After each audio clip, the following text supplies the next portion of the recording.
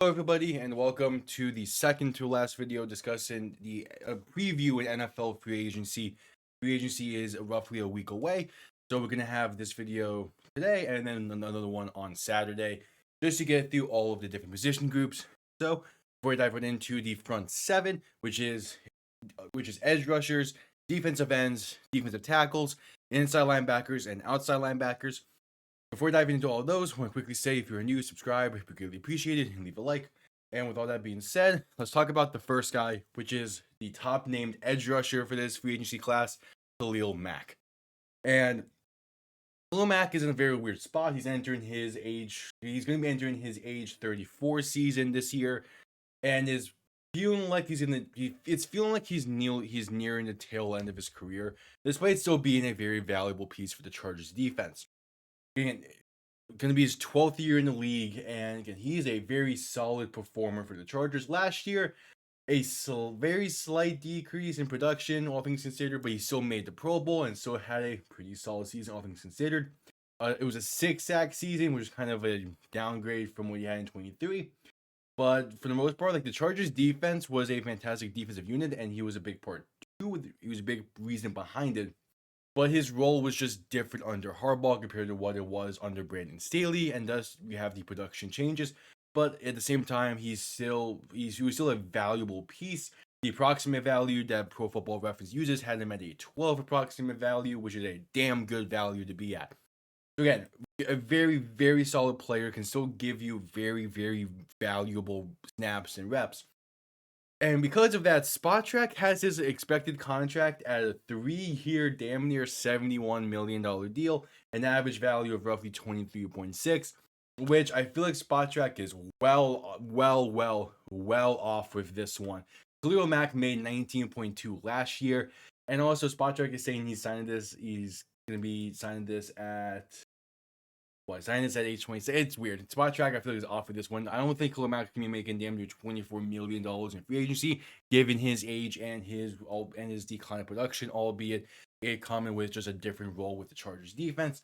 I think the Chargers want him back. I think he would want to be back with the Chargers. They're building something nice there, but there's no way he's getting $24 million. $24 million a year under any circumstances. Again, I still really like what Khalil Mack can bring to a defense. I just see that being closer to like 17, 18 mil at the high end of it.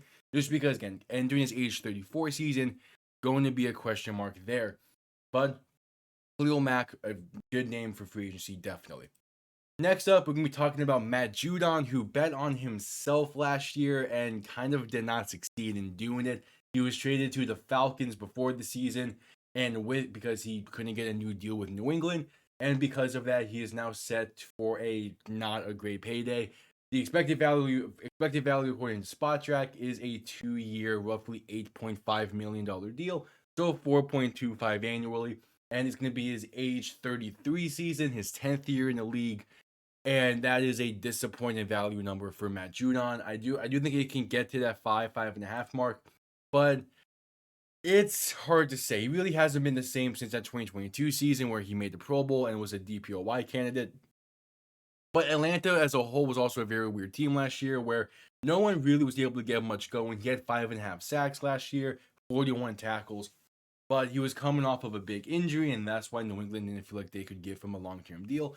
So they traded him to Atlanta and to see if he can prove himself there, and he just didn't really. So because of that, he puts himself in a very rough spot. I do think if he can get back to his like DPOY status level of 2022 and even 2021, like he could be a really solid player, but I just don't think he can get back to that level. And thus his role will probably be more so of a third rusher and all of the two main Russian options are tired and need a little bit of a rest. So Judon, you're a solid rusher, get in there just to provide some snaps and kind of be a snap eater. And because of that, yeah, I mean, 4.5 million a year is not a bad value for him because it's that feeling of he's going to overperform his value no matter what it is because he's not getting near that 10 million that he probably wanted before this past season. So it's going to be interesting. a name to watch. We had Matthew Judon, definitely a smaller market value than what he's probably hoped for and what a lot of people were expecting going into last season. So next up, we can talk about Zach Bond, Super Bowl champion, had himself one hell of a season, his breakout season, if you will, with Philadelphia. He made a Pro Bowl, was on the All-Pro first team, was the DPOY candidate. I mean, this man played incredibly well from the linebacker, from the defensive end position. I believe Spotrac has him listed at. Going to be entering his age 28-ish, 29 season. His birthday's in December, so yeah. But 6th year in the league, and he's been playing really well for Philadelphia, and through that, he's earned himself a damn near $10 million payday, according to Spotrac. Can he get that amount? Definitely. Can he get that amount in Philly? Most likely. But Philly has a lot of pieces they need to look into re-signing and looking to figuring out what they're going to do with. And Zach Bond is definitely one of them. He had a big-time year this year, and even in the Super Bowl made some big-time plays. And just all around, he really stepped up this season and did what he needed to do. I'm pretty sure he led Philly in tackles this year. Had 151 tackles this season, a massive increase from any previous season that he had. And just finally had a shot to start in 16 games for the Eagles, and he made the most of it by a large margin. So I expect Philly to want him back, but I expect him to be a big name in free agency as well, and those could really go anywhere because of it. So from one Philly to another, let's talk about Josh Sweat real quick. And Josh Sweat is an interesting name to say the least. And a lot of it goes into the fact that it's another Philly player who is looking to get a little bit of a payday. And through that, after coming off of Super Bowl, how much of a payday can he really get? And I don't fully know. He's entering his age 28 season, entering year 8 of his career. And weirdly enough, it wasn't a it was a solid season, but it wasn't a fantastic season, all things considered. I mean, for an outside linebacker, he had 8 sacks, 41 tackles, played pretty well, 2 passes deflected, and it had an AV value of 8. So again, it was a pretty damn solid season. But it leaves the question of what can the contract look like for him. And I don't fully know. I mean, I don't think a reunion with Philly is necessarily in the cards, because I do think he has earned himself a pretty solid payday, if all things considered. But it's also the case of just Philly's in a very weird spot, and if he goes elsewhere, it's going to be a very interesting situation. I thought I had his market value pulled up, but I don't for some reason. I'm trying to find that real quick. But again, it's a case of Josh Sweat is definitely in. Here we go. Josh Sweat is what? Again, rants out video. Yeah, he's expected to make roughly $19 million a year for his next deal, 3-year deal, $56.5 million roughly. And through that, Philly is most likely not going to be able to bring him back unless he's willing to take a discount, just because Philly is not in a great cap space situation right now. So if he goes elsewhere, he's going to be a very valuable piece to any team.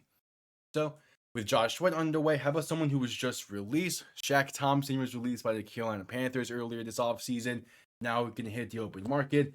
And for someone who has as good of a career as Shaq Thompson has had on a team that's had very much up and downs, he kind of had a lesser tier season last year. Only played in 4 games, so that's definitely part of it. Has dealt with some injuries. And also just the fact that Carolina's not a great team, so hasn't really had a chance to shine. But through all of that, he's only expected to make the bare minimum of a contract, it seems. A 1-year, $1 million deal, and kind of a proven deal for Shaq Thompson.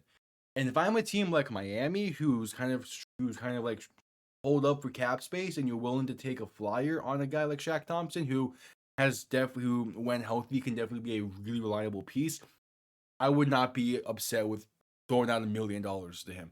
And I'm saying Miami because Miami does love to take Asian vets who have injury issues and seeing if they can stay healthy. It doesn't always work, but if they get it to work with Shaq Thompson, he will be a legit guy for a team to have.